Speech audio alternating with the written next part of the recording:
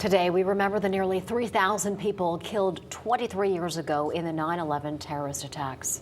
Here's a live look at New York City. The National September 11th Memorial and Museum is hosting its annual commemoration ceremony to honor the 2,983 men, women, and children killed in those attacks. And here's a live look at the Pentagon right now. We remember those lives lost that day. Defense Secretary Lloyd Austin and General Charles Q. Brown, chairman of the Joint Chiefs of Staff, are set to speak when a plane was hijacked and crashed into the western side of the building, killing 189 people.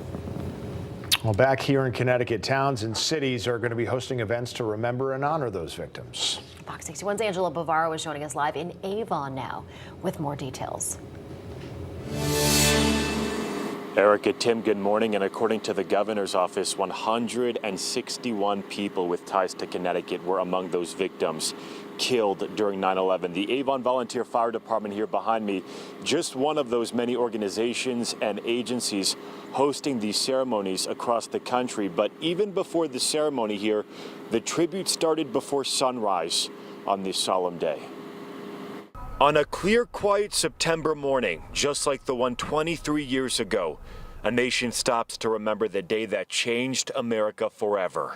For some folks, this time of the morning, they were just getting ready for the day, for the unknowns that were about to unfold in only a few hours.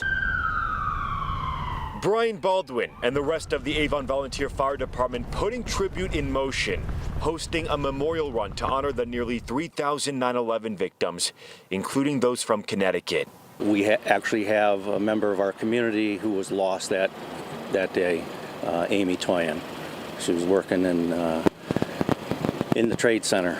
Members carrying more than just the weight of their suits. One of the other things that we recognize is the families of those as part of the commitment. Every year they relive that. They also carry the lessons of what this day means in American history. I mean, you have to stop and think, 23 years, that's basically a generation. So anybody coming in, we need to pass that on, and that's part of that recommitment, is passing that information on and what that means to us as a community, that unity that happened. It's a mission that does not end at the finish line. And as people look for ways to pay tribute to all those victims, the state actually does have a 9/11 official memorial site. That is at Sherwood Island State Park in Westport. And on a clear day like today, you can see that Manhattan skyline. And we remember all those victims. We're live in Avon this morning. I'm Angelo Bavaro, Fox 61, Connecticut's news station.